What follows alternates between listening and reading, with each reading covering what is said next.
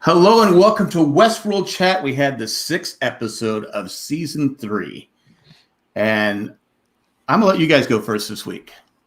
I already kind of know what Ethan said because we talked a little bit before. But adios, Hector.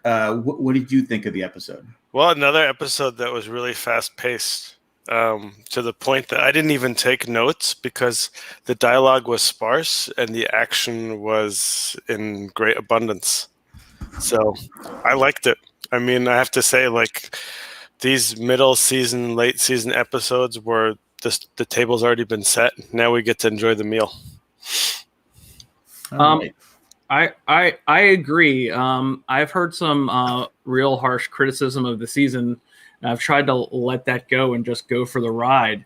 And I mean, this, and you were talking, Jack, last week about how as a sci-fi thing, you're really liking it. I mean, it doesn't get more science fiction than this week. No, we just saw. And I had a lot of fun. I forgot Aaron Paul was in the show. Yep. Yeah, because you don't see, obviously you don't see him, so you're like, but it made me think about Bernard and Stubbs and everything. So I mean, until the end. Yeah, of course. Well, that was a dessert. It was. I had said at the beginning, I was like, it's like first 5 minutes, I'm going, oh, okay, yeah, this is going kind of, but then it just started. Once it started going, once it got rolling, I was kind of almost like you. I took notes, but I know I was messing a lot because I was taking notes and then trying to watch what was going on. But yeah, I just how many Williams does it take to change a light bulb? Eileen in the chat. Her name is Aileen. Aileen. Okay, I'm sorry. That's my mom. Any relation? Hi, Mom. Okay. Welcome to the cast.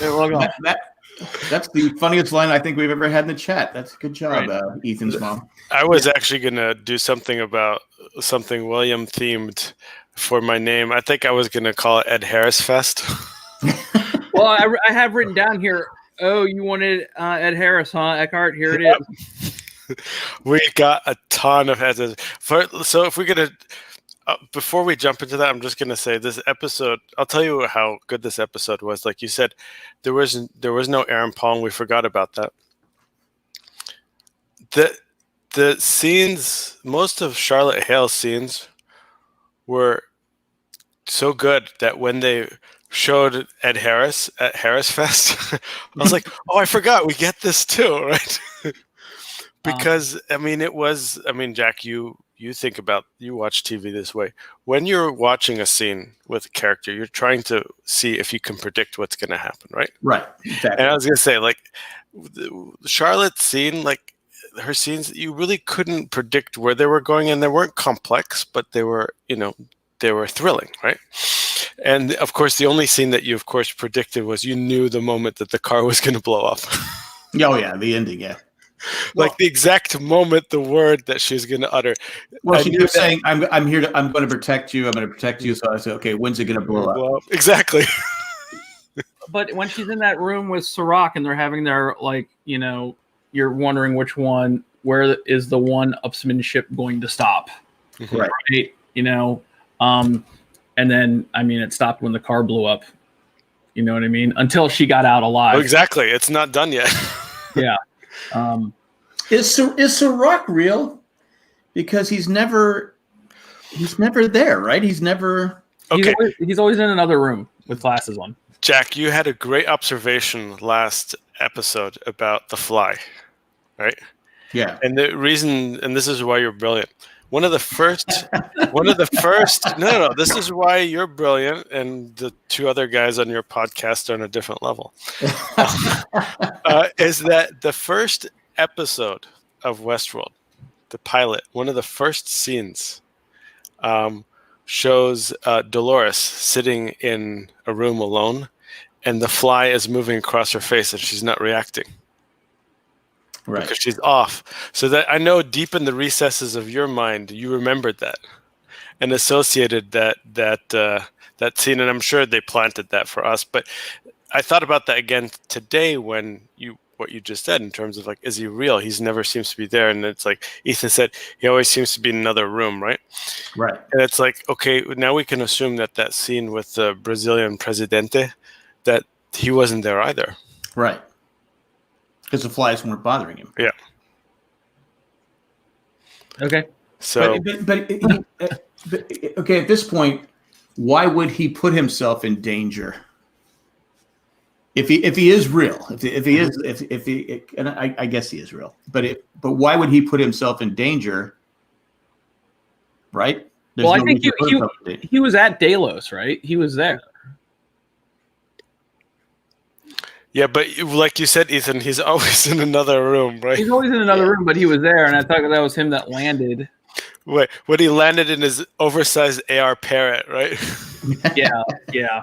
I mean, that was just like such a great kick in the nuts to all the like Silicon Valley billionaires. Like, you know that if they could, they would arrive in a drone that looks like the thing that they play with via their iPhone. They wouldn't. They probably do, you know.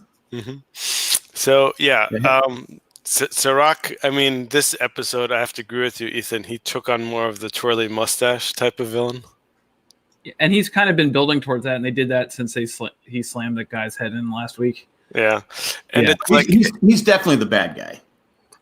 Yes, he is. But the thing is, and I think the writers really spelled it out for us this week in the conversation between Maeve and Dolores, where Dolores says, "Look, we're not saints, we're not villains, we're just survivors, right?"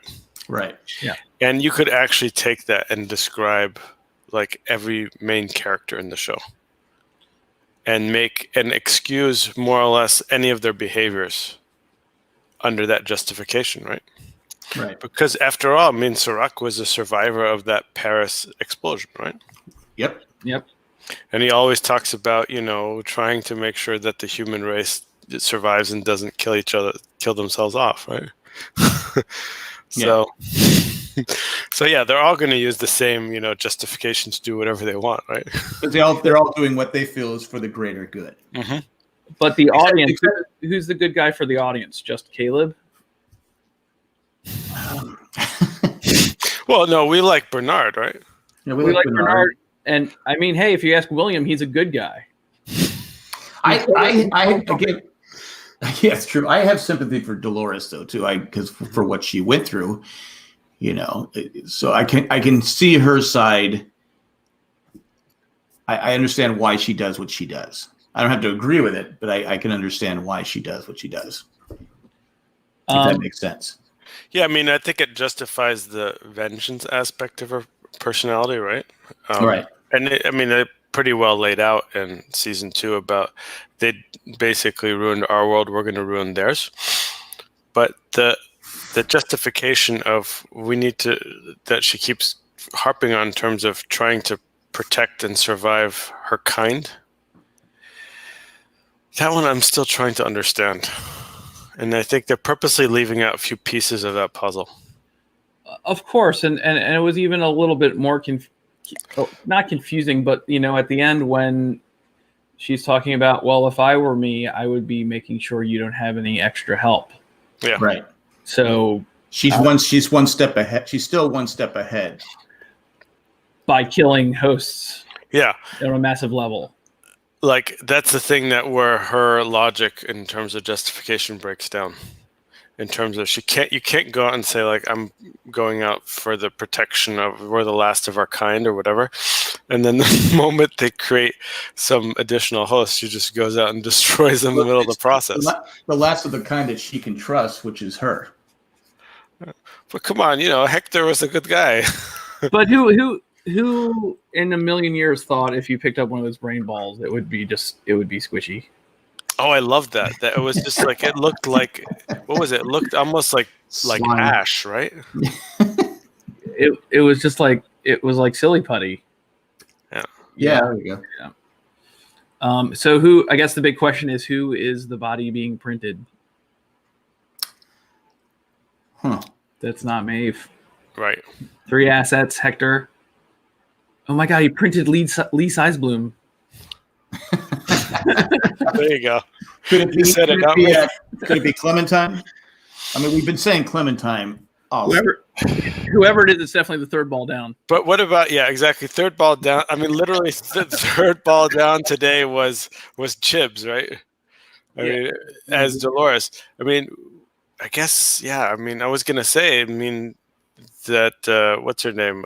Charlotte did destroy the Chibs ball that happened to be sitting there, but it's not clear. I don't think they were. You're right. They weren't printing the body for Dolores. So good question. Hopefully it'll be answered next week. Do you think if Maeve wasn't under Sirach's thumb, she would join Dolores? If Dolores had promised her that she wouldn't hurt anyone, I think she would have gone to Dolores' side. But Maeve is under the control of. I mean, Sirach controls her, right? As we saw in when they first meet, he had that button and stopped her. So he can control her. So Maeve doesn't really have free will. Yeah. Well, he still had to talk. The first opening of the episode was him talking her into, trying to get her more on his side to do what he wanted her to do in the Sublime. Right. But if she doesn't do it. Yeah, he's under thumb because he's threatened to kill her daughter. And Right. In the Sublime. Yeah. Which is, I just like saying the word Sublime. Yeah, I know. I realize that. I think we can agree that Maeve is probably the one that has the weakest hand here. Except right now, Nazis. Yeah, she's good at killing Nazis. I mean, there's no question. Yeah, but like you said, she's kind of what is it? Sirach has control over her, and Dolores knows where the daughter is, right? Right. Well, now there's a copy of it, even if they destroy it. Oh, wait, they were copying all the host data, all the guest data, right? I'm thinking about the fact that at the end of season 2, that when Dolores, or it might have already been Charlotte already, they beam the data, not just of the guests, but I think also of the actual what's in the. Was it called the vault? I forgot, what was it called? The forge. The forge, right. Basically, my assumption is that Dolores knows where all those, we'll call them all the host souls are, right? Yeah. Yeah. It's in the place that starts with an S. Yeah, the Sublime. So since we're talking about data and the forge, let's talk about the Starship Enterprise. Yeah, well, let's say Geordi LaForge. Let's talk about the emotion chip for a second. The emotion chip that Charlotte and Dolores were talking about that they could easily have left out of the extra Doloreses, but they decided to keep in. And why did they say they did that again? I was confused on why they decided to keep that in. I have to go back and watch it, but it was something like, the justification seemed something like that they felt like they would give up something of themselves. I've got to go back and see it. Okay. In passing, it made sense. Right. It didn't seem like a contradiction. No, I mean, it just seemed weird that there was a choice for this, and they chose not to. Dolores makes these weird choices about reconstituting Bernard and keeping the emotion. I'm calling it the emotion chip. That's what it is. Keeping the emotion chip in the androids. Because even Charlotte said it would be easier not to have the emotion. Right. Yeah, and I mean, and it was her downfall. Yep. It was totally on display, and it was. Again, you could kind of see the way that Charlotte acted. The combination of this episode and her other episode, together, right. Much more, in many ways, probably one of the most sympathetic characters of all the seasons. Because the real Charlotte Hale didn't care. She is so bad. And I think Sirach that said that. Yeah, he said the real Charlotte Hale would have never called her family. No, and that was her downfall the whole time. In fact, when she went home to save her son and husband, and it didn't work out that way. But it's funny how it's just that line was a great line. I thought the real Charlotte Hale would not have done that. It was nice to see a little bit of Owen and Bruce barbecue as well. Well, I mean, that's when she transformed into Charlotte Hale, right? Oh God, I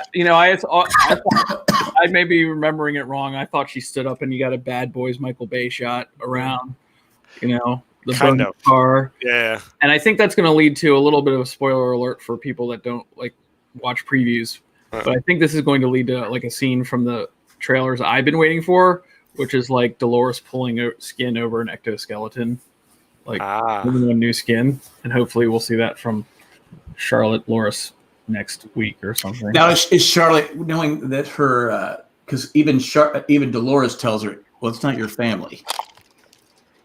It's not your, because she goes, my family's in danger, and she goes, because she doesn't want to do the mission because she thinks, you're putting me at risk. She tells Dolores, and Dolores goes, so you'll be fine. He goes, what about my family? She goes, well, it's not your family. And the other Dolores in the simulation made it very clear that once these Doloreses are made, they split off and start forming their own emotional connections and bonds. Right. Mm-hmm. So I think Charlotte devised a plan, and almost a pretty good plan, to having her cake and eating it too. Mm-hmm. Right. But I guess she couldn't eat it as well. So no. As far as killing, her family. She left in the oven too long. But it does. I mean, I was thinking also about how actually season 2 in many ways was about the multiple Bernards, right? Right. And I think it was towards the end that they kind of really hammered that home, right? Because there are multiple timelines and it's very confusing. But I keep the thing that, and I think you alluded to this, Jack, that still remains so unanswered is why they need Bernard, right? Why do they keep referring to Bernard? And it's she said it kind of you're going to need to stop me or something like that. Even though we're on different sides.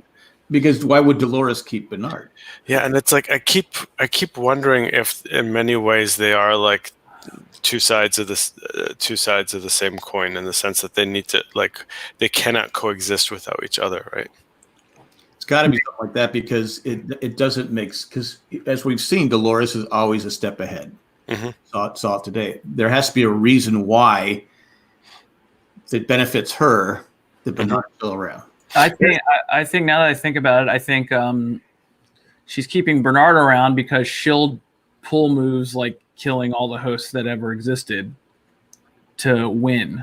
She'll do whatever it takes to win, right?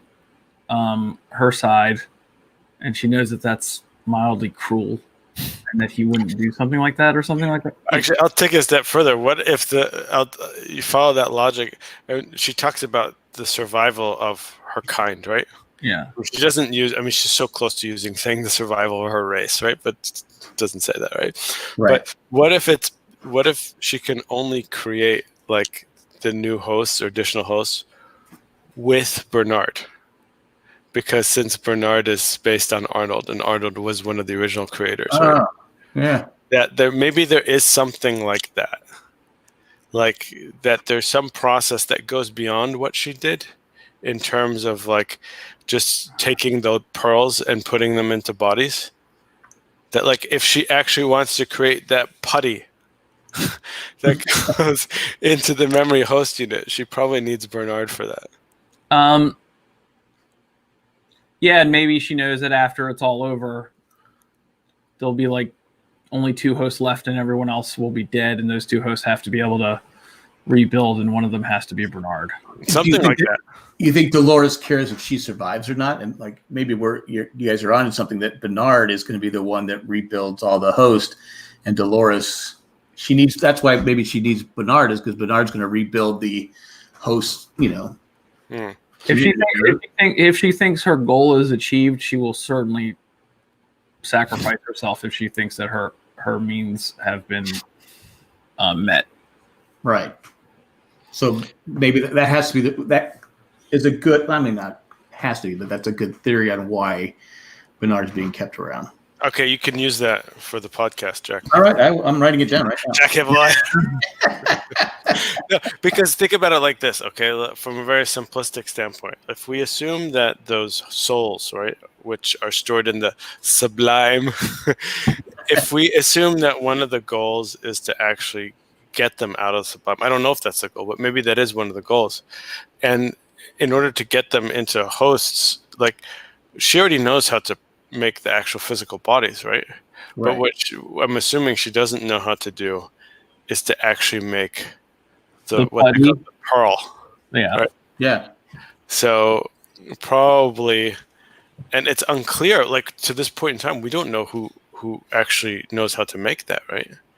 Like if they're machines or if it was like, if it was Bernard literally like with a clump of putty just doing this, right? So, but I'm assuming that Bernard is one of the key aspects to that. Well, maybe Bernard has it's probably computerized, but maybe he has the password or the. Well, I'm thinking it's just the way that he was programmed, in the sense that if we know that Stubbs was given the responsibility to protect all the hosts, then maybe Bernard was basically programmed to make the hosts, right? Which would make sense why Stubbs is now protecting Bernard. Yeah. Because Stubbs' job was to protect the hosts. Okay, now his job is to protect Bernard, who can recreate the host, right? Because if you think about it, going back, and I might be, out of line here talking about season 1, the first few scenes that you see of Bernard is he's just talking about like running an update of Reverie and stuff like that. I mean, he literally is like writing the code that goes into the host, right? Right.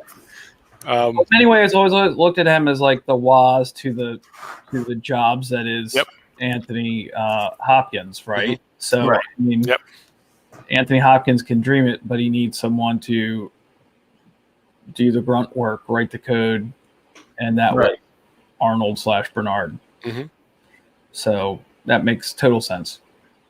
Do we know how long it took for Ford to have Dolores build Bernard? Millions of simulations inside the Geordie LaForge. Yeah, I have to go back and look at that. Yeah, I don't remember. Because that would be like the fly in the ointment. Like, I mean, we can assume right now that Ford knew how to make the putty, but he probably only passed the secret on to Bernard. Maybe it's on YouTube somewhere. It's like, Bernard, come with me. We're going to make some putty. It's funny. My son's been watching videos about Ublecht. So it's the stuff you make and whatever. Anyway, you make some at home. Anyway, I'm old, so I don't know what that is. It's a substance made with like baking soda and water. Okay. And you throw stuff in it because. Anyway, hey, did you guys notice that Ed Harris was in this episode? Yeah, it was amazing. Yes, he's a fan. He was in there quite a bit. Yes, he was in there a lot. And I really liked the way they opened it up with him. With first of all, how the data dump was happening as he was in therapy. I love that. And how like. She said, you have to admit what happened in the park. So she sets up the therapy. Then he admits what happened in the park. But her mind is already on the fact that, she's losing her medical license and her marriage in 2 years. Yes. And so they can't go back on the therapy, even though he actually admitted what happened in the park. Yep. Yeah, she's not a good therapist. She should have, your job is to stay there and finish the job, right? Well, it depends. I mean, one of the things she was accused of is having sexual relations with her patients. So yeah, definitely. Yeah, maybe some of the patients enjoyed that. I don't know. Yeah, no. I don't think she was trying to get with the Man in Black. No, maybe she was a sex therapist. We don't know, right? Oh man, I just got myself a brain bolt. He thinks he's a good guy now, and he's in white. Yeah. Oh. I like that one. Yeah. I think the best line of the episode though is when they were starting with the younger Man in Black to the what we see now is when the kid goes, okay, but that's how I'm going to turn out. Yeah, exactly. And the guy from It's Always Sunny in Philadelphia, that William, he's like, so like it didn't matter what I did. Like you're basically going to ruin it. Yeah. But it's like the kids that no offense, and he goes, no offense taken. Now, the guy who plays Delos, is it the same actor? That was in the second season? Yeah. Yeah. Really? Yeah. Because this guy seemed a lot taller than the Delos. Maybe it's just the way they were filming it because it was a trippy. Yeah, because whenever they showed Delos in Westworld, he seemed a bit on the short side. So, did anyone get the pain feeling in the roof of their mouth? Absolutely. When they put that thing Yeah, in? that was not. Well, it hurt him too. So it was like I didn't, because that's the thing that was in with Caleb. Yeah. Caleb. Yeah. Yeah. And that doesn't look like anything that comes out.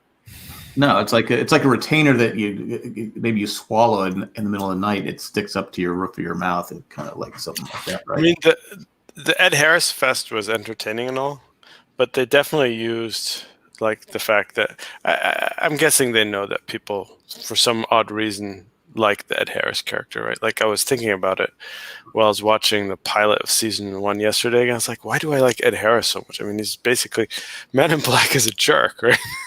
He's a jerk, but he plays it so it's the acting. Yeah, he plays it so well. How can you not like it? And in many ways, that whole scene with the therapy shows like they're different sides of him. Like outside of the park, like that the episode that we saw season 2, like is everyone really liked him. Anyways, the point is that they use that as a lure to really hammer home their two themes, which is the one theme about free will versus fate, where they're basically the whole discussion in Harris Fest is about like, did anything we ever did really ever matter if we ended up here? Yeah, were you a passenger? Right. And then the other thing he gets to is also where and I think this is where he's going back and forth with James Delos, and I forgot what the original question is, but then we'll call him the insane Ed Harris, basically says, or committed Ed Harris says, if you can't tell the difference between, I think he says, if you can't tell the difference between if you meant to do it or it just happened, does it really matter? And it kind of goes into the whole theme about like what's real versus fake, right? Right. Well, they said that before in this show. Right. If you can't tell the difference, does it matter? Yeah. And I think the original context of that was referring to like how the hosts act and stuff like that, right? Yeah. And the experience of Westworld, right? But now Well, doesn't he say that? Because young William said, because he goes, not young, the first Philadelphia. Sonny. Sonny in Philadelphia, because he says, we fell in love with a host. Well, that was just part of the game. It wasn't. And then the other the Man in Black Ed Harris says, or Man in Black says, he goes, well, my violence was inside the park, not outside the park. So I just like how that was just kind of just going round and round and round. Well, they were all playing the blame game, and Ed Harris was so good being the white coat, Ed Harris being so scared of his father. Right. Like so scared. This man that's like seems to be late 60s, 70s, so scared of what happened for showing his violent streak when he was a child. Right. You know what I mean? The violent streak that, Always Sunny showed in season 1, and they mirrored the shot of, the next day from William from season 1 where he killed all the hosts with, the knives with the knife. Right. They mirrored that when they showed, white coat William killing all the Williams in the room.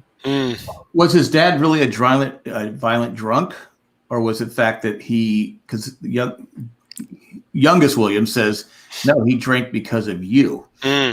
No, I think I'm sure he drank, but he told him he drank because of him. Right. And that's kind of the big thing. Because he looks at you, goes, you broke his arm, and you knocked out 3 of his teeth. What's wrong with you? Yeah. So it's because you're meant to. The beginning, you're thinking, okay, he comes from an abusive home. His dad is a drunk. He's abusing him. But then towards the end, you're thinking, okay, maybe the dad, like he maybe just drinks because I can't control my kid. Yeah, no, I think that's what they're hinting at. That already during adolescence, like that young William had some major issues. Right. And I can tell you one thing that I was thinking about in terms of the contrast there is that he obviously did something wrong, and he says, I should have knocked out even more, right? Number one, right? He's like, he doesn't have any remorse, right? But when the book that he's reading is probably Howard Pyle's Knights of the Round Table. I didn't recognize that chapter, but I looked at the heading and it was like Sir Roland and Lady something. So the interesting thing about it is the Pyle version of Knights of the Round Table is very like sanitized, and all the main characters in their knights are pretty violent, but they're all doing it like for a just cause, right? So that the fact that he's reading that, and I might be reading too much between the lines, is that he actually views himself as somewhat of a like good guy that is okay to use violence, right? Right. So that's what the whole thing was about, because you had him saying, I only use my violence in the park, but he doesn't. Right. So he's delusional when he talks about that. And the dad, if the dad was a violent, I think we would have seen the dad at least hit him or strike him. Yeah. But I think the dad's afraid of him. Yeah, dad was at wit's end. Yeah, he's afraid of his own son, because the son, like I said, he has issues. He's a violent. I mean, we've all been in fights as a kid and stuff like that, but I never broke anybody's arm or knocked out all their teeth. I mean, it just never happened. So, and I think we can take William's memory of that as a reliable narrator, simply because it was so locked away. He was so scared of it. Do anything for it not to get out. Right. He did actually see it. It was really what happened, and it was really painful for him. And he doesn't see a dad at his wit's end. He sees a dad who's telling him, "You're the reason I drink." Right. Because in the beginning, when he goes, "Get me out of here, get me out of here, get me out of here," you're thinking, "Oh, he doesn't want to see his dad come in and beat him." Mm-hmm. Right. I mean, it was a good misdirect, because that's what I was thinking. I go, "Oh, it's the typical." Unfortunately, it happens a lot, but the dad, is abusive and he's, beats his poor kid, and that's why he turned out the way he is. But it's not. No. And that's why he killed his 12-year-old self or whatever it was. They didn't show that, but that's what happened. Yeah. Well, he killed them all because he just couldn't deal with it. Because he's a good guy now. He's a good guy that just keeps killing people. Killed his daughter. Yeah. And he's okay with it. Yeah, he told the therapist, "Yeah, I'm okay." So my main question is for you guys is it what Stubbs said, or is it what Bernard said? Did they leave him in there that long on purpose? Did they forget about him, or did they just leave him in there? Yeah, I don't know. Because they had to break in somehow. It had to be not guarded. They did chaos a little bit better this week, I thought. Well, he did bite off the guy's finger, right? And it was tasty too. Yeah. So maybe the doctor and they were afraid of him also. Yeah, but so much that they let like outsiders break in and well, maybe they left. Maybe they're gone. Yeah. Yeah. I mean, maybe they got some angry texts from their significant others. You've been there all night. Well, it's more like, all right, don't bother coming home. Well, Your stuff is on the curb, right? And it doesn't quite line up. Like if his doctor hangs herself in the office from what he sees. I like that scene, by the way they did that. But they're still carrying on with business as usual to get him into room 23. Yep. Right. You know what I mean? I agree with you, Eckhart, about the scene. It was because what happened, but they didn't actually have to show it. And Ed Harris at that point in time is so drugged up that he's not sure, like, if it actually happened. Right. And these are the season 3 flourishes that I think they do really well in the show.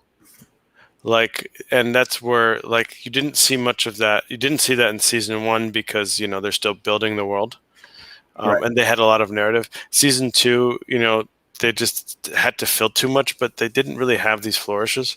But this stuff, like this, or where last week with the way they handled genre, and also of course the week before the way that they handled the friends of Liam that were all drugged up and they're seeing the fighting breaking out. Right. And it's weird. It all seems to happen to revolve around drugs. But these flourishes are good. LA creative types experiment, Well, but I'll tell you what was another flourish, which for whatever reason I hooked onto. After Charlotte was shot and she's leaving the beautiful Delos corporate campus, right? And the Transformer saved her. What's that? The Transformer saved her. With the way that she's walking, the way that she's dragging one foot, right? And you can see her footsteps, her gait is almost symmetric. It's all the same. The speed is unchanging and the size of the steps is unchanging. And I mean, I read that as whoever was directing that scene said, okay, whatever the actress's name is, imagine basically, since you are still a digital, you are a robot, right? So Right. You are a computer. What happens as you start losing memory, or your hard drive fills up, or you start having problems? You're going to start conserving energy, so you're going to have to do something in such a way where you achieve your goal with the least amount of resources. So it's almost like the walk becomes robotic at that point in time. Oh, good point. The way that she's dragging her foot, right? You mentioned the director. I saw the director's name is Jennifer Getzinger, and I recognize her name from Mad Men. She directed a bunch of Mad Men. I want to say she directed The Suitcase. I'm not 100% sure. It's the 4th season episode with Don Draper was the host, right? Right. Don Draper was definitely a host. Yeah. Yeah. No, but she was actually in real life, she was John Hamm's boyfriend for 15 years or something. Oh, really? Yeah. Yeah. Okay. Yeah.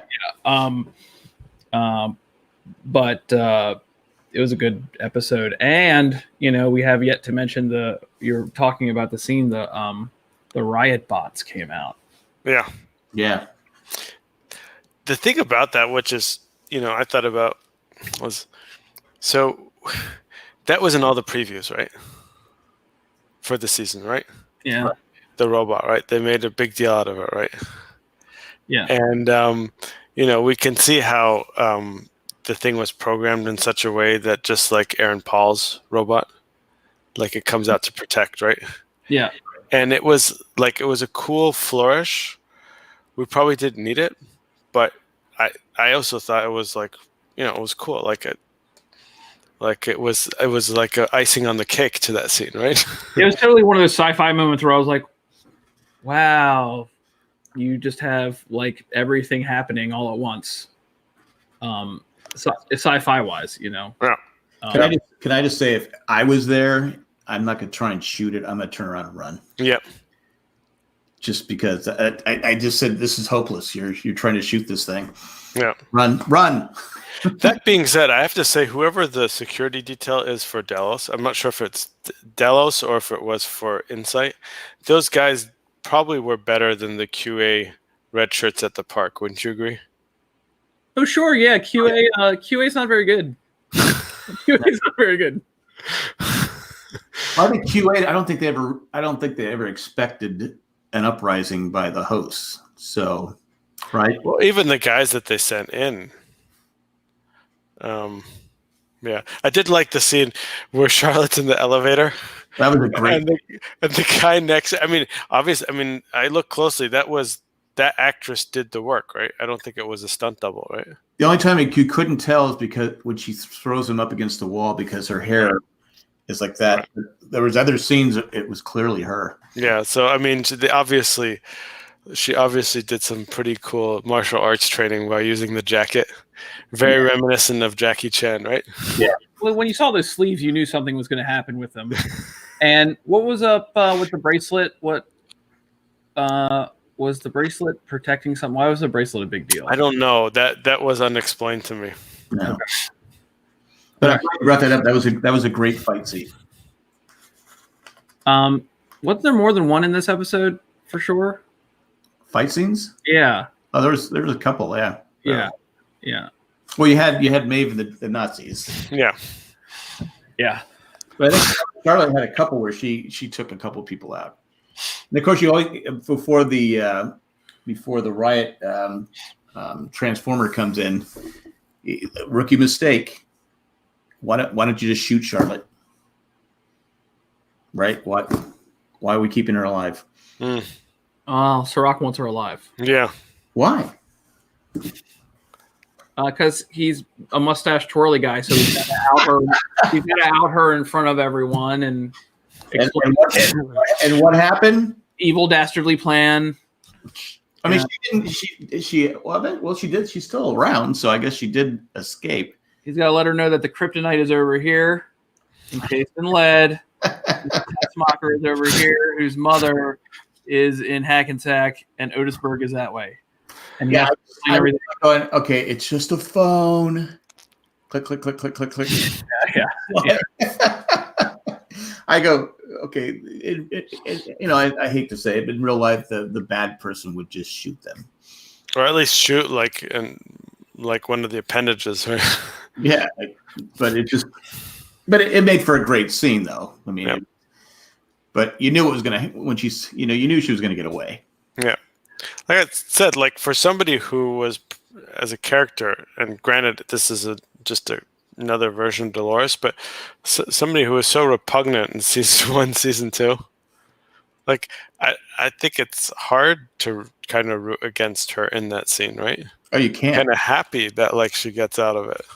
And I've really liked Tessa Thompson before, and I was really like annoyed because I like to see her in other things, but she's in the Creed movies, and she's really good in those. But she's also in like Thor and stuff, but like Men in Black, which was boring.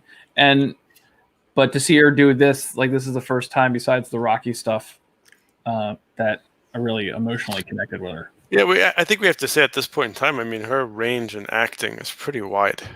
Yeah. And it's like, I mean, like I said, like I just watched when we watched season 2 a few weeks ago, like I was like, ugh, I just hate this character, right? Yeah. And it's like, okay, that's good acting if they make you hate them, right? And I have to remind myself that when she sang that song to her son, it was really just passing a code along. Yeah. So she really was. Going back to the son says, "You're not my mom," because that's Charlotte showing a little bit of love, a little bit of tender care. That's not his mom. Yeah. Because kids know. I mean, you can't fool kids. Yeah. I've been trying. We bought a punching bag, okay? Okay. Yeah, I saw that. But no, going to where Charlotte, season 2, you can't stand her. I think that's why they made a point of saying, well, why did we leave our emotions in? And I think they did that because they want you to like Charlotte this season. You want to care about her this season. Yeah. And like I said, it was Charlotte Hale from last season. Like, okay, why is she still alive? Yeah. No, I mean that's kind of where I was at the beginning of the Charlotte centric episode. Right. But like, I mean, if the reason for it was just to give this character arc to show like the emotional growth of a host of a memory host unit as it bonds with the body and a history. I mean, it's like you could see just like you said, like her main goal was to get out of that building alive enough to get the rest of her family to safety. Right. And that's not something we would have expected even after her Charlotte Hale-centric episode like 3-4 episodes ago. Now, did this change her whole dynamic so much that we're looking at a Dolores versus Dolores situation in a little bit? I just already say that. Yeah. But it's like she's gonna. You could kind of see it in this episode. You're setting me up to be killed. What about my family? And it's not your family. but she believes it is her family, and her emotional. She is detaching from. You can see her questioning Dolores's her actions, and like that. Is she going to be mad at Serac or mad at Dolores? Or for her? And I think it's Dolores. Yeah. And she put them in danger. Dolores, took something away from her. Right. Now, I thought about this with the bracelets. She put them away because the bracelets were hiding where she was cutting herself. And it was probably a signal that, like, it's almost like it was probably a way to subtly signal that she was prepared for, like, the fight that she's about to get into. Okay. Right? The life and death struggle, and she's not afraid or ashamed of that anymore, right? Right. The other comment I was going to make was that, like, and I didn't even think about Charlotte turning on Dolores, but in many ways, this is kind of setting up. It's almost like a reverse Game of Thrones, where Game of Thrones started with all these different, like, players. And where it gets really good at the end. Yeah. No, sorry. Where it starts with all these really many different contenders, right? Now we're basically, you could see some tension in the middle of season 2 between Maeve and Dolores, where they cross paths at one point in time. Right. But now, I mean, you really do have the possibility that like you said, you have, like, all these different hosts or quasi-hosts that are still alive. They kind of all want to do their own thing, which might not be, according to the main Dolores' plan, right? Right. You could see them all just kind of fighting with each other, right? Because again, because they have emotions, they're developing their own feelings, and like I said, my first thought was, oh, she's going to be pissed at Serac, but then the more I was thinking about it, and just before Ethan said it, I was thinking, she's going to go after Dolores. Yeah. So Ethan, you're really good at this stuff. How many pearls did she take out? I think 5, including Bernard. I don't know. They make it very clear that Bernard's pearl was black and red, right? Like Rehoboam itself. And then they did mention at some point in time. And what do we know? She created. So we have main Dolores, we had Charlotte, we have Chips, right? Yeah. That's 3. Okay. Let's just assume that Dogan. Right, Dogan. Yeah. And then we could Bernard may or may not be the 5th one, right? Okay. But then, and you've kind of pointed this out, when they talk about the different divergences or whatever they're called, they also mention one in Berlin, right? Yeah. Which I think was been mentioned in other people's theories. It's like that must be where, like, the last pearl is, right? I'm trying to figure out, when did they mention that? It was Serac mentioned it. I think it was maybe when he brings Maeve into the real world. Yeah. I do remember, yes. Yeah.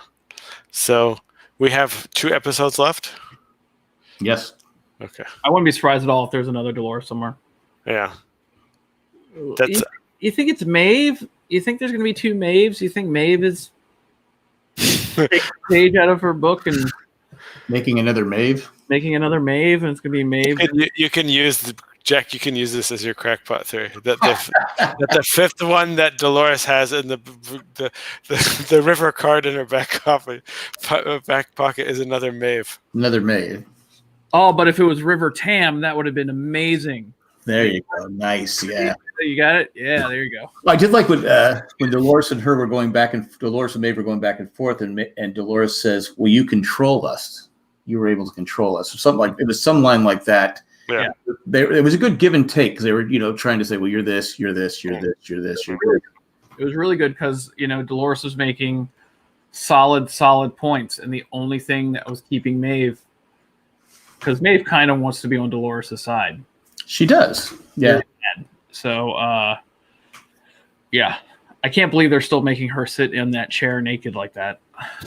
After 3 years, you think she'd be like, "Is this necessary?" I mean, they made her even more naked than in the other seasons. Yeah.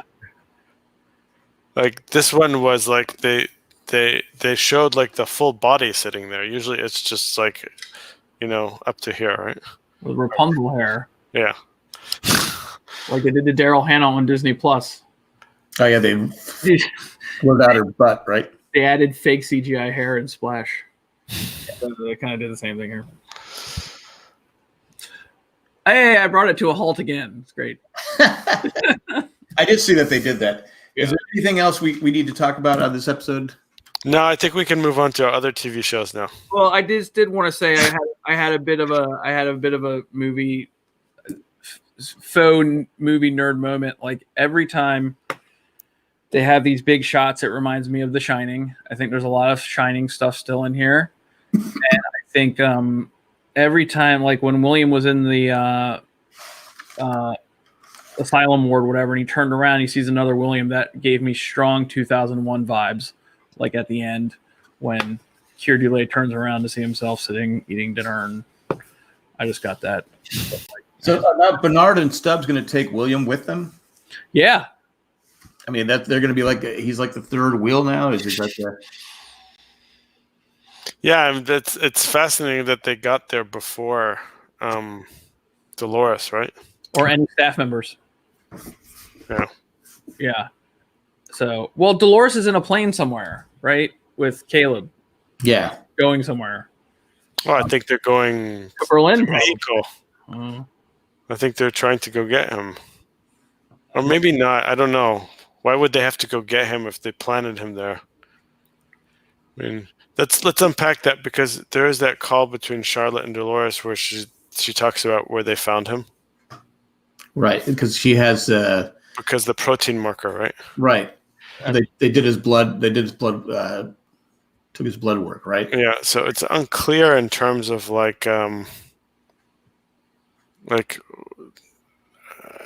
would she lose track of where he is? I mean, she kind of sent him packing, right? Right. Unless they moved him. Yeah, I mean she's keeping him on hold until she needs him. Right. But yeah, again, Charlotte is the one that put him away. So Dolores, you mean? Dolores, yeah, Dolores. But they should have known where he was. Yeah. Right. And I mean, shouldn't blue dress Dolores know where he is? I mean, given that she visited him. or did she visit him? I think blue dress Dolores was in his brain, telling him that. Yeah, I think so too. Yeah. So now if they're with Stubbs and Bernard taking William, now is William going to be the one that goes after Dolores and works with Maeve? So I'm saying it all is like one big season 2 Game of Thrones now. Yeah, it's gonna be like Civil War. It's gonna Captain America Civil War. It's gonna be like there's gonna be a line, and we're not really sure where people are gonna. Is that Maeve? Is that gonna be like a William host maybe that Maeve was looking at? Just throwing it out there for fun. That's a good one. I like that one. Yeah, that would be pretty. That would be badass. It has to be someone strong and someone that if you're going to level the playing field, it has to be someone that can kill. Man in Black from the pilot episode would be pretty badass to have on your side in a fight like that. Yeah. But here's the thing. I mean, they have to put something in there. Yeah. Right? They got him, though. Because Sirach has all the data, right? He's the third ball down. But here's the thing. I mean, let's work this out more. Right now, it's not clear to us who can actually. I mean, we think that Bernard might be the only one who actually knows how to craft the putty, right? Right. So at this point in time, there's no evidence that there's William Putty anywhere, right? That we know of. Right. I feel like that's someone's real name somewhere. Because Ethan, you asked the question, I think the start, who is that? Who's going to be that host? Mm-hmm. And it has to be somebody. It can't just be. Again, we keep saying Clementine, or it has to be someone like, oh my God, I didn't see that coming. It's almost like the whole Dolores thing. Oh, I see what you're saying. They take the William body and they put the Dolores Pearl in there. Well, not Dolores. But they're 5 pearls, right? 5 pearls. So No, I think Insight has more pearls than that, right? Right. I So, got the fall down thing from. well, I assume those were just copy of Maeve, but but the point is that like, so this raises a good question, right? We know that Dolores in the park in season 2 was able to make copies of herself, right? Right. Okay. I think we can assume that that server wreck that we saw in episode 2 of season 3, where Third Ball Down originated from, those are probably copies of Maeve. Okay. So you think it's another Maeve? They're all copies of Maeve? To me, because again, the Dolores reveal was such a big deal. Mm-hmm. This one, I think this. I don't know. It has to match it, but it can't be something that's like, oh, it's just another Maeve. Oh, it's just like, it's got to be something that we don't see coming, right? Is it somebody that's really good at effing stuff up? Just like, is it just like an Armistice or Clementine, someone that's just really good at being able to use their superpowers to destroy? Or it's Teddy. I'm just happy. I want someone unexpected completely. Is Hopkins still alive? But with their emotion, if it was a Teddy, say, and they have emotions, would that be enough for Teddy to go in there and destroy Dolores? Because, well, Teddy is, her and Dolores have a connection. Would, and they have the feelings and stuff like that. Would that be enough to put Dolores's guard down if it was Teddy? But can they put Teddy in? Teddy is in the Sublime. That's true. So again, we don't. If the last shot of the show is like Teddy choking Dolores to death, this will become my new favorite show of all time. I'm just saying it has to be something that what Dolores doesn't see coming. Oh, William, Dolores' dad. That would mess with her emotionally. Yeah. Really bad. Because I can't remember. I mean, they were using him as like the portable hard drive, right? To get all the stuff out of the park. Mm-hmm. But I don't remember what actually happened to his host unit. Was he in cold storage? I think he was in cold storage. Or did they ship him out? They shipped out his. Well, they were trying to ship him out. I mean, that was the whole thing. That like Charlotte was tasked with getting him out of the park. Right. I have to go back and watch to see what happened, because I'm still going on the very simple premise that you can make copies of memory host units, but it's very difficult to create new ones. Okay. Yeah. Well, I don't think it's going to be a new one. Right. So we're gonna go with the theory that whoever it is, it's someone Dolores trusts. All right. Yeah, and that their memory host unit still has to exist somewhere, right? Right. Like, I mean, the whole thing was like when Bernard went back to the park to talk to Maeve, they found that like somebody had ripped that out of the back, right? Right. But also Maeve can alter the personality of the host, right? So if it is Teddy, she can program Teddy to kill Dolores. Again, so this goes back to it. It's like we don't know. Maybe there is. I mean, you could hypothesize that there's a copy of the Teddy host unit somewhere, right? Yeah. But my guess is that, I could be totally wrong, is that if you enter the Sublime, that basically is like, that's when the putty goes to putty heaven, right? Like, Putty Heaven was the Sunday comics. Yeah. So, I mean, Ethan, you know where I'm going with this, right? Yeah. I know what you're saying. I just don't think it's that. Like, I don't think that you can't make more balls. Right. I think you can. I don't think those were all Maeves in there. I think they were other things. Because why would they have the power just to make the Maeve putty but not make any other? Right. Well, I think they just copied it. I mean, my theory with that was that those were all different Maeves running the same simulation, and the most powerful one came to the top. Well, yeah, but now they have the power since he bought the company and he said destroy all these others except this. It could be anybody. Right. It could be absolutely anybody because now that they have the guest data and the host data, he could, but Maeve gave him a list of the people she wanted. Mm-hmm. Wasn't it 3 people? Or was it 3 assets? She needs to be reprinted. Hector, but he's gone, and 1 other person. So, I think there might have been the original goal was, and this is what I was thinking about that, why that maybe the printer just kept going even though the unit inside was destroyed. Was that maybe her goal was, since they had the Chibs Pearl, that she would have her own Dolores that she could control. Oh yeah, like where is that she took the chips one?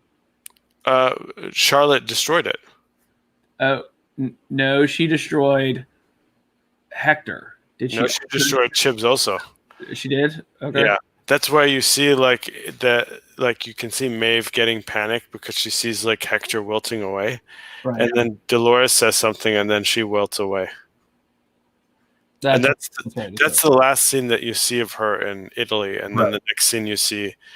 First, you see her. By the way, her feet did not seem very appealing when they first came out of the stuff. Like I went back and rewound it to make sure those were women's feet.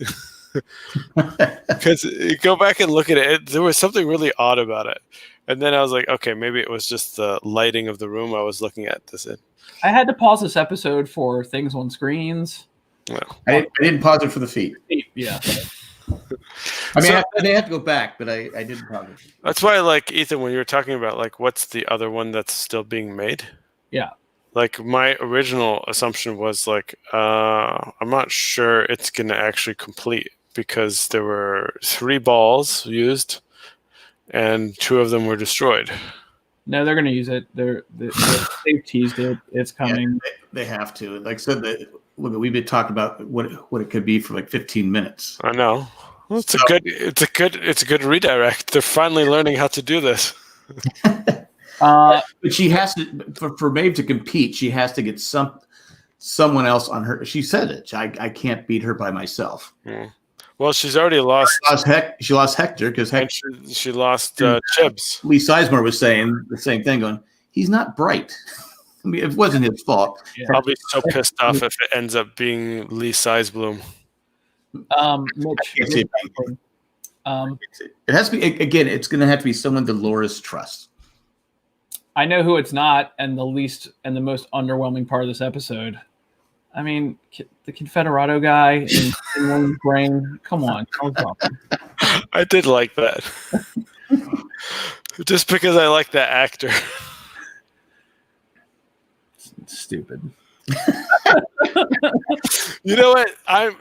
We've come full circle because I was, in our preview episode, I was just getting so mad about how in season 2 there was so much screen time wasted on those lab technicians. Yeah, and like people like really seem to like that whole storyline. I was like, oh, this is so stupid. Like you could have done more things, but then, it's just like they had too much time. They had to fill it up. But then here I'm guffawing about like, oh, I like that actor. I don't mind him having like 5 seconds on screen. So that was a good episode all around. I enjoyed it. I had fun with it. Yeah. I kept checking the time, like to see how much time was left because they were able to pack a lot. Yeah, that's the 8-episode season, Once you got rolling and the action was amazing. Yeah. And the action wasn't I can find the action in Westworld sometimes annoying. Very 80s like. Well, but just expected high-end stuff, and sometimes like I think upon a rewatch I found the car chase last week like annoyingly boring. Yeah, I think the car chases that involve like Dolores always seem a little bit too much like you're watching like the T-1000 and Terminator 2, right? Someone mentioned Carrie Ann Moss in The Matrix kind of. Well, it's all CGI too. It's not like was it Steve McQueen and was it Bullet or French Connection? Is it Bullet that I'm trying to think of? You're thinking of Bullet or The Getaway? Yeah, or like French Connection where they have great it was stuntmen, stunt people doing. It's not CGI. Well, now it's like CGI. No. Okay, well, whatever. But for some reason, like Charlotte Hale's escape, like that was just riveting. It was. And I think the CGI on the robots was amazing. It was very good. And like I said, I thought, Chaos was better. Oh, did you guys notice at the beginning when like Charlotte is taking her kid home that someone is doing graffiti of a maze? Yes, I saw that too. Yes. I'm like, ooh, maze, that must mean something. It doesn't. Yeah, But, no. There's some people, just chaos going on, but it's still, there's not a lot of people out. It's chaos, but there's not a lot of people there. I didn't see anybody wearing a mask today. I could be wrong, but I didn't see. Oh! That reminds me when she gets home and he says to her, "You're going to work. There's pandemonium in the streets. Businesses are closed down. You can't go into work." I was like, "Oh, that doesn't seem like right now at all." No. Well, then he also said to her, she says, "I'm afraid." He goes, "You're afraid?" Yeah.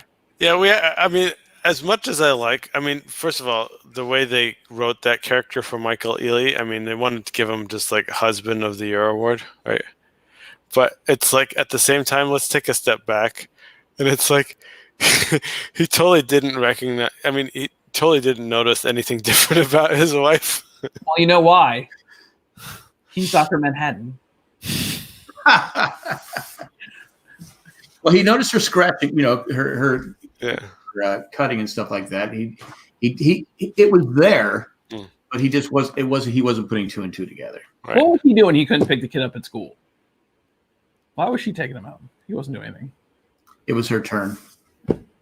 She's volunteering more now that she's nicer. And if I'm not mistaken, maybe they mentioned this more clearly in the original Charlotte episode, but they're divorced, right? I thought they were like separated or divorced or something like that, right? Yeah. So, I mean, they really made it seem like this was like much more of a regular family at this point in time, 2 days later, right? Let's not judge too harshly. The life of a trophy husband is very hard. I know. He totally is a trophy husband. Was the kid freaking out because mommy had blood on her and was shot? No, because she was hugging daddy. She gave him the elephant, so that that calmed him down, right? Does that elephant have anything to tie in with Emily and the Raj, or wasn't she talking about the elephants and how she was scared of them last season? Maybe, but I think that type of symbolism is best left for other podcasts. Elephants, that's also a memory. Watchmen thing. Pink elephants. That was a great scene. What, in Watchmen? Yeah, with the elephant in the room. Oh, yeah. Have we officially gone into the other television aspect of the talk? Yeah, absolutely. Yeah. So now, Ethan, tell us why you loved season 1 Heroes, but not season 2. I didn't really love Hero season 1 that much. Oh, yes, you did. You could be honest. I just don't understand. I like season 1 of Heroes. Constant amount of why we're talking about it from the guys that want to talk about how great effing Fast Forward was. The funny thing is that, like, whatever it is, I think it wasn't great until the second half. At least it made it till the end of the season. No, Flash Forward was great from beginning to end. I mean, that's where we got because I was loaded. Okay, loaded. No, the thing is, Ethan, I think you're the first person who actually came out, and I mean, Jack said it too now, but as far as I can remember, in the Jay and Jack, anthology here of podcasts, that actually came out and said that there were parts of Heroes that were redeemable, because I think the general party line, Jack, right, is that Heroes just sucks. It did from like the last 5 minutes of season 1. Yeah, which is not most of the show. Yeah. I mean, there were parts of there were characters in season 1 I really liked. Yeah, there was stuff like going, I could do it. I'll kill this person off. But when season 2, I tried and I go, all right, this show is just they're just stretching it out because it's we have to stretch it out because our plan. They should have started with all brand new heroes, a brand new storyline, and I think that would have. I think what probably hurt the show too, besides the fact that the second season dropped off, is that their fans were so annoying. Yeah, they were. That, it actually it's. I mean, you don't see this often, but when it happens, what year did the Heroes come out? Lost season 4, I think, something like that. I didn't even discover podcasting till the end of. The thing with Heroes fans is Lost. They act like it was the greatest show in the world. Yeah. And if you're a Heroes fan, I'm not bashing you, but I kind of. Yeah, you are. You're bashing them. I mean, we can all defend our shows. We all have shows that we like, but literally, they thought it was the best show on television. Yeah. I'm like going, all right, I like it. Yeah. Season 1, but I go, it's not the best. Yeah, I mean, there was definitely this weird, silly rivalry where it was. They thought they were better than Lost. I mean, that's basically what it is. That's where it comes down to. The producer or the creator came out and bashed Lost. Yeah. We're going to do it better. We're not going to stretch. We're not going to have these. We're not going to. I forget that. I can't remember the term he used, but basically he was bashing Lost for kind of just stretching and kind of being not nuanced. Yeah, and they ended up doing the same thing. It was the only thing they did. Yeah, it's like so. Whatever. I think that's what got the people. I think that's what set up the rivalry between Lost and Heroes. People like it's almost like Game of Thrones, where George R.R. Martin bashed. That's a terrible ending. And then obviously he didn't write the ending of Game of Thrones, but he had some say in it, right? Didn't we feel bad the dragon had to go off by himself with his mom? It's very sad. But I mean, I just, if you're going to bash something, you have to be able to back it up. And if you don't back it up, it's like Muhammad Ali said, it was never it's not bragging if you can do it. Yeah. And that's what because people say, oh, he's conceited. What did he know? Do what? What did he know? Muhammad Ali? Yeah, no, actually, this ties it back to that episode of Mad Men in the Suitcase, because in that episode, Cassius Clay was fighting someone, and that's what the episode revolved around. Nice. So, by the way, we didn't think about this during. I think it was episode 2, maybe 3, whatever. Where maybe it was the first episode of the season, where Bernard goes to get Stubbs, right? And they cut up the dragon, and they start poking fun at Game of Thrones. The guy who does all the Westworld music did all the Game of Thrones music too. Yeah. So they're basically part of the same family. I mean, yeah, they're on the same network. It was a crossover. So they let them use the digital dragon file. Yeah, totally. You know what should have gotten more seasons? The Critic. That was a great show. The John Lovitz one. The cartoon. I never saw it. Oh, pretty fun. I'll have to look at that sometime. I have it on a round silver disc. I know the show I know it, but I never watched it. By the way, what are the other good shows out right now? I saw the first episode of Run last week after Westworld, which was good. I like Ozark. I didn't watch Ozark. I want to. But I haven't. I like Ozark. Even though my wife says she watched the first season with me, and she goes, Jason Bateman. He always plays the same character. Yeah. But this season 3, they gave him some. He does it. He's not the same. I don't spoil anyone, but he's got some different. He shows some range. I mean, is Ozark basically another reiteration of Breaking Bad? Yes, it's like Good Girls, Breaking Bad. I mean, it's a lot of it's definitely Breaking Bad. Mm-hmm. But they do a pretty good job of it. So I mean, it's not Breaking Bad. Jim says Devs on Hulu. I saw the first 2 episodes, the first episode and a half of Devs, and it's very interesting. I want to see it. Is it basically just like living in Sirach's backyard? Kind of. Yeah. I mean, I remember seeing some snippets of that, and it's just like it gave me a very Sirach vibe. Well, Nick Offerman playing someone evil is weird. Okay. Spoiler. They make it pretty clear in the first episode. So, I think. All right, Jim will watch it.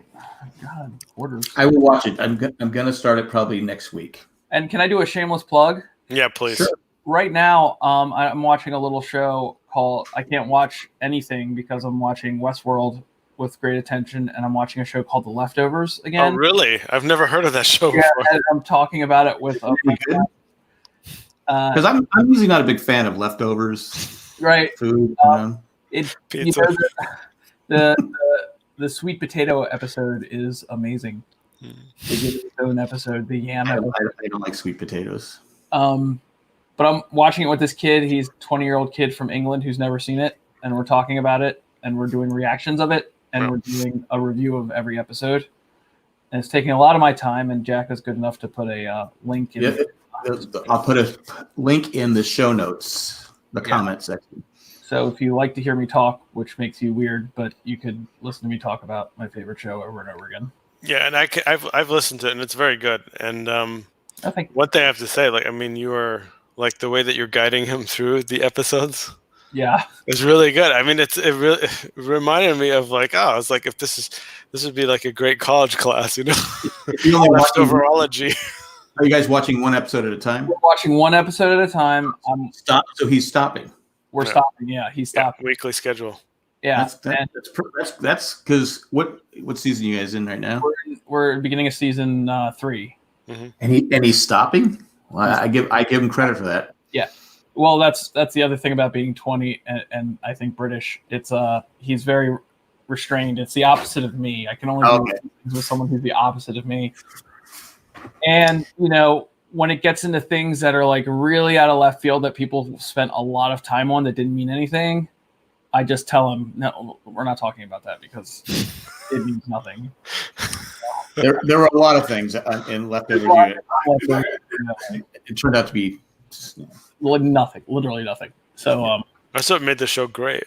It did, but like the really, really, really dumb things. Like, that's what made the podcast I happened to listen to at that time even better. the best. Okay, so I'm going to tell you this, Ethan. I don't know if I said this before, but when you go back and listen to Jay and Jack's season 1 Leftovers podcast. Yeah. And one reason the podcast was good was because Jay actually put in some work for that one. but Jack, when that stopped too. His name is Mike Bloom. Look when he joined. Go ahead. Oh, was he? I forgot. Was he on that podcast? He was season 2, I think. Season 2. Okay, so but season 1. Okay, so season 1 had a really good vibe as the original Lost podcast did too, right? Yeah. Like Jay wasn't phoning it in; he was actually like engaged. And Jack is just like, he really wants to create like a crackpot theory around the twins. Yeah. And you can hear like as they're going over it, like he's doing the baseball equivalent of the crackpot equivalent of a check swing. And he doesn't come out and say that there's a crackpot theory, but he goes, those guys, I'm pretty sure they're in on it. And it's like he knows he wants to do it, but he also knows that like that might be like not Lindelof's style. Yeah. And then it got to the point where I watched every episode wondering where Jack would like where his brain would land on with the twins. Because the twins never made sense. Why were they there? And then we find out in season 2. Yeah. We don't see them anymore. He went to Mandyland. Yeah, it's just like they just drove me crazy. That's what, you know, Leftovers is really almost one of the first of its genre in the sense that it's not science fiction, it's not horror, it's not mystery, it's what they call now speculative fiction. Right. And it really is like the modern day equivalent of, I guess, what they would used to call fairy tales. In the sense that like it's so odd, right? And really in the direction of like Twilight Zone, but you know, not as cheesy, right? Yeah. But it's so good in the sense that like there were so many things that were out there that were just left, you know, unanswered, unaddressed, right? And I told you, it's not gonna. you're not going to get it. So well, season 2, once they were able to get away from with the book or with the originals, when they moved to to Texas, thinking, how are they doing in Texas for and all that. I was shocked how good it was. It was so good. And my dealer over here, Jack, he would get these special things from HBO, like prep department, to get you hyped up, like a little piece of a snippet of the script. And he'd Facebook message me like, "Hey man, you want it? You want it?" I forgot about that. Yeah, I'd get little previews of it. I go, well, do you want it? Yeah, I'd be like, give it to me. Yeah, but this kid is so kind of, I guess I'm training him to do this kind of thing. Jay and Jack started because one of his first things he figured out is between the pilot and the second episode, Kevin Garvey has a different cell phone. So we started digging into the iOS conspiracy within the leftovers. And after like 2 or 3 episodes of this, I'm like, all right, we got to stop doing this. Yeah. One thing that the leftovers did too is they would send us gifts. Oh yeah, back when they thought the show was going to be watched. Yeah, I mean they sent us things all the. I still have it. It's the they sent us graphic. We got a thing. It's like not an iPad, but it's like a picture frame that has, but it had the what are the smokers? The Guilty Remnant. It had them in there. So we were able to program it to, it's our grandkids and stuff like that. But if we lose power, it reverts back to the Guilty Remnants. It's awesome. But we got all kinds of I got this cool box from the left. It has HBO on it. I just wanted the box. That picture frame is almost as good as the piece of gutter they sent you. But I still use people will still send me messages saying, "Hey, I was lucky. I got to clean the gutters the other day." I mean, that's such a great line. Clean the gutters and F you Lori are two of my favorite. Yeah. And Mary's a close third. Yeah. And I can't listen to season 3 of the Jay and Jack and Mike podcast of the leftovers anymore, because I think I wrote a letter like every single episode, and they were rambling along, and I can't stand them. And there's a callback. My letter this week to the Westworld podcast will be very much like that. Well, I liked it because people thought I really didn't like you. They go, why do you hate Ethan? I go, I don't hate Ethan. I go, I'm joking. Ethan hates himself. And I hate not Ethan even more. Actually, Jay says he knows who it is. I know Jay knows who it is. Of course, he wrote it. It's too clever. Jack, sometimes when Jay puts his mind to, he can, I mean, look, he uses Cadbury cream eggs, dude. He uses the same part of his brain that he uses to do those toy shows that he does, for the not Ethan letters. Eckhart does it. Eckhart does it, and I get on the bandwagon. He's a bad influence, and I love Jay. I love the whole Gladfelder clan. Eckhart's the bad guy. He's got the mustache, right? Yeah, I'm the twirly mustache. I have the curly beard. He's the mustache. No, I mean, the thing about it is, I'll be blunt. Like, I was upset at Jay when he did the first season of Westworld podcast, and he was really phoning it in. Like, he literally, like, there would be conversations going on, and then, like, you guys would be, Jack and Mike discussing something, and Jay would just be like, or maybe it's Arnold, what do you think? Right? That would be like, he would just pull that out all the time, and I was like, come on, look, you've got this great audience, right? You've got this great platform to speak on this stuff. This is a really good show, really interesting. Like, come on, put some effort into it, man. Well, I think it's funny, though, you say that. I think I got the bad review. You're phoning it in, yeah. For phoning it in. I was like going, no way. It was directed at me. Really? Yeah. I want to say it was Westworld. Because I usually don't care about I don't care about the reviews. The only review I ever cared about really was my wife and I did The Amazing Race, and the guy gave a bad review saying there's a thing on your iPad, you can make the speed go up. Well, he did it. he did it to himself. And he used to send me notes every week. He'd complain to this or that, but yet it's a bad review of something that I had no control over. And I've sent iTunes like 5 messages saying, "Hey," and they still. I haven't checked it in a while, but last time I checked, it was still up there. And it was because sometimes you I go, "Yeah, all right, yeah, we don't. My wife and I, we're just joking. We're just having a good time with it. We're not. I don't remember this guy or that. Even like Survivor."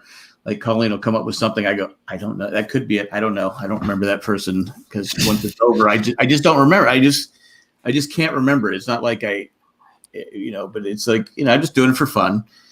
But anyway, so but iPad boy, I just ignore him. iPad boy got under your skin, huh? One serious podcast question. I'm serious. What was the decision that led to like bringing in Mike? What did that come from? Like, I like Mike. Let me just say this. I like Mike. It was Jay. I think we did something with him and everybody seemed to like it. I think that's what it was. And like fresh blood kind of thing. Like, we did something with, I don't know if it's like a ramble cast or something. And it was just a good, everything worked well. And probably talked about Survivor with you guys, right? Survivor or Lost. He's all on that. Definitely on Survivor, yeah. Maybe that's what it was, and it seemed to work. I go fine. I go. Look, I want to be clear. Like, I took a shot at him before we started recording, but he's phenomenal on season 1. He's incredibly analytically smart. He knows his stuff, so it's like, and he works hard. Yeah. So it's been a plus. Like I said, the Lost one, we had a lot of people they wanted to be part of it. And in the beginning, we had a girl that did not spoilers, or she did something, and we had a guy that did spoilers, and I think they took a lot of crap, and they just quit. Yeah, Jay is not easy to work for.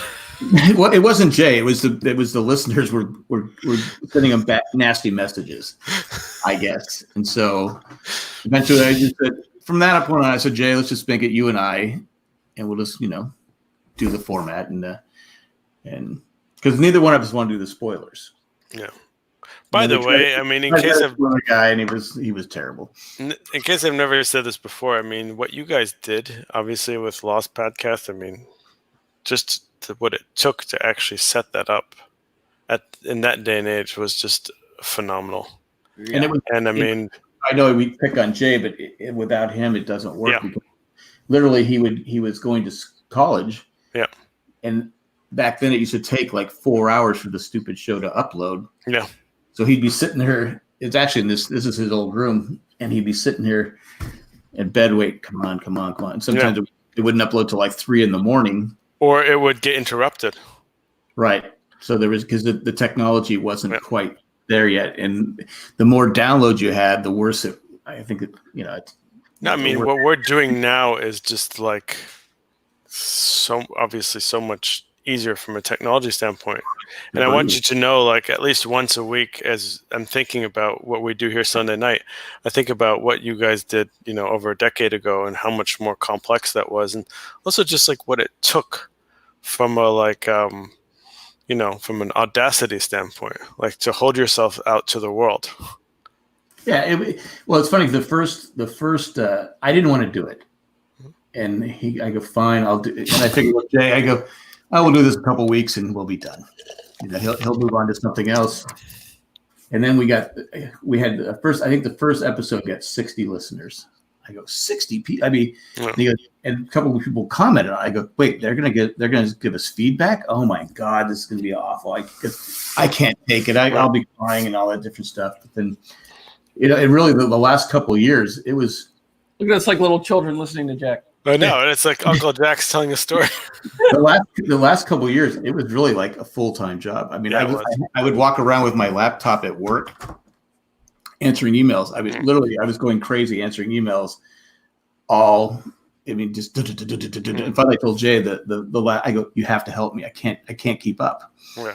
I'm literally doing this. My wife would go, can you get your face out of the computer? I go, I got like 1,000 more. I got like 1,000 more. I got to answer. And then there's sometimes I'd go, I don't even know what this person's talking about. I have no clue what they're talking. So I'd have to Google what I go, I don't know what they're talking about. I don't know what you're talking about. Sorry.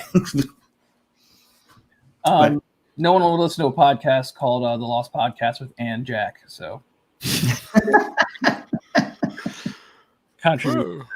I was like, I mean, like the way that you guys tied in, like the whole, like, I forgot what it was, what you called the movie picks.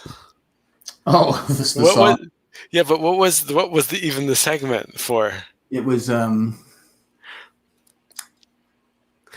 was it called? I forgot what it was. It wasn't Next on Lost. That was Next on Lost. It was But you have to know that, like, most of your viewers would, like, then, like, 5 days later, as they're cleaning up the kitchen at night, just sing to themselves, da da da da da da da, movie picks. I mean, the one in my head is always leftovers recap. Yeah, I mean, it's like at some point in time, you guys obviously phased them out, right? I guess. I mean, I don't listen to it. The only reason I listened to Lost was because people would ask me questions about what we said. Right. And I'd go, because I was like, oh wait, I got to listen to this because I don't know what I said. Yeah, exactly. You have to figure out, like, and where you're accountable. The worst thing is, I'd tell Jay, I go, I thought we had some pretty deep, intelligent conversations on this one, and then people would go, want to talk about me or someone, Jay saying something like Charlie Water. I go, really, Charlie Water? Because Charlie Water was the heroin. It's what I said, I'm drinking Charlie Water to stay awake so I can record. I forget exactly what it was, but that would be 90%. I go, well, wait, we talked about this theory and this, but people didn't want to talk about that. They wanted to talk about the stupid stuff we said. And that's why lots of podcasts that basically coined us as the stupid podcast. Did they? Lost podcast. Oh, yeah. All right. So then we'll transition off that into this question. Then. Real pioneer and middle-aged white guys talking about TV. So Jack, then so you basically described, like, all that was happening. At what point in time did you decide then, okay, there's all this work that I have to do for the Lost podcast. I need to pull off with a married man show, a married man podcast. Right away. Interesting. I said, well, because people said, oh, you're so PG. You're so, people would get mad that we wouldn't even say douche, because there was a guy that was a minister, I think. And he said, guys, love doing it, but I listen to you guys. Like, I have a bus full of kids that we're all listening to, and you can't use the bitch word or this. So we said, all right. So I would say, okay, because one time I think it was a call got through and somebody said bitch or something. I said, Jay. He goes, no one's going to know. And we got letters saying people. So I said, because people say, oh, you guys are so clean. You're so clean. I go, well, basically, no, I'm not. And so I said, what if we had like a marriage advice show where people sent in their thing? And Dale originally was just going to read the emails, but he became such a character that we had to go in, and just picking on each other was half the fun. But yeah, that was which Kate episode was that? Yeah, but I think it was like right away. It was like, I think a year. I think cause we only did it when Lost wasn't on, though. I think when Lost was okay. The Ramblecast came because people complained about us rambling on the Lost podcast. So we said, well, screw you. We're going to do a Ramblecast. So right now during the week, how many of these on Crazy Hank plus that are you doing? All of them. Since you were so reluctant to start. I'm doing. I do this on Sunday. And I do the Westworld podcast on Monday. The next day. Sorry. I do the Lost recap on Tuesday. Right, rewatch. Wednesday I do Survivor and the RCAD, and Thursday I do Survivor. Wow. And on the 7th day you rest. Yeah. Usually I have to watch two episodes of Lost before. I'll probably do that tomorrow. Here I am complaining about rewatching an episode of The Leftovers. It's been pretty, but it's pretty soon. I won't have Survivor. I won't have Westworld. I won't have. You mean this isn't going? What are we doing next? We got another one. We got to figure something out. If there's another show, sure. But then I have. But it's going to be easier because then I can do. Because what I was doing with Lost before, I was doing like 2 or 3 episodes. When I first started, I was doing like 2 or 3 episodes at a time. Okay, so I have an idea. Okay. I mean, assuming that you guys want to talk about other shows, and I should say talk about a single show.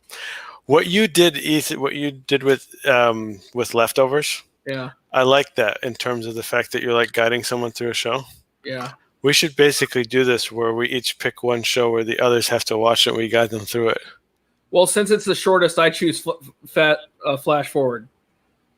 But it's only 11 episodes. Wait, but so who's guiding? I've never seen it, so. Okay, Jack, you're guiding this one.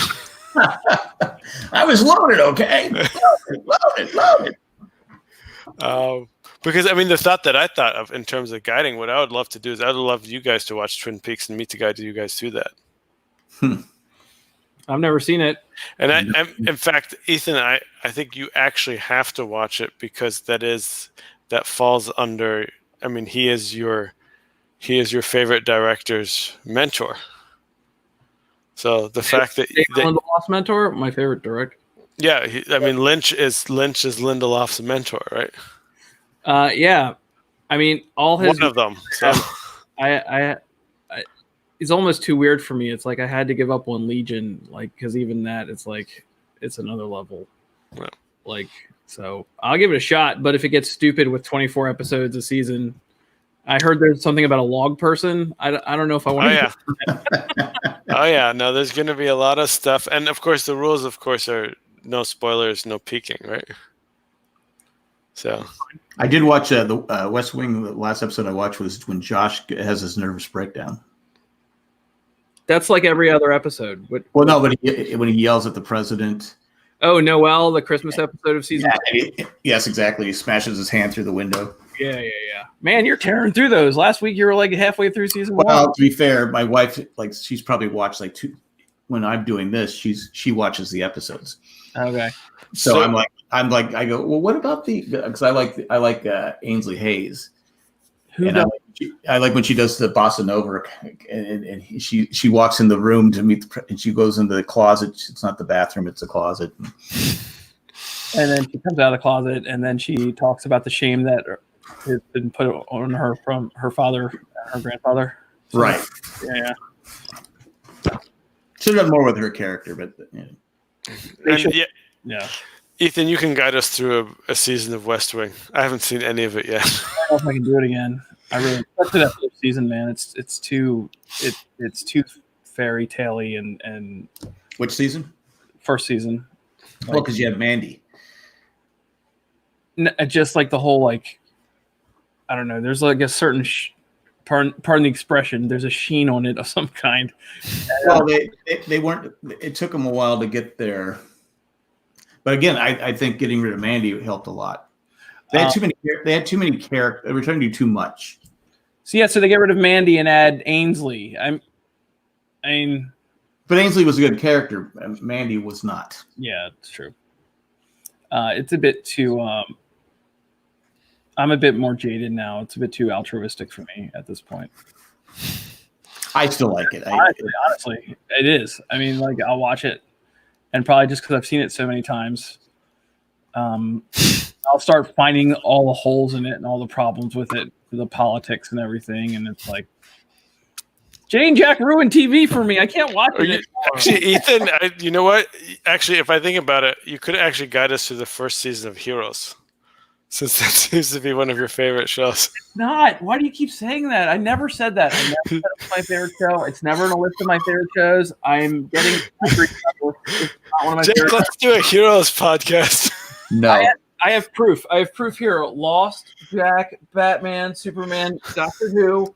We used to have people ask us, "Are you going to do a Heroes podcast?" Yeah. No. What you didn't realize is that you'd do it 10 years later. Yeah. No.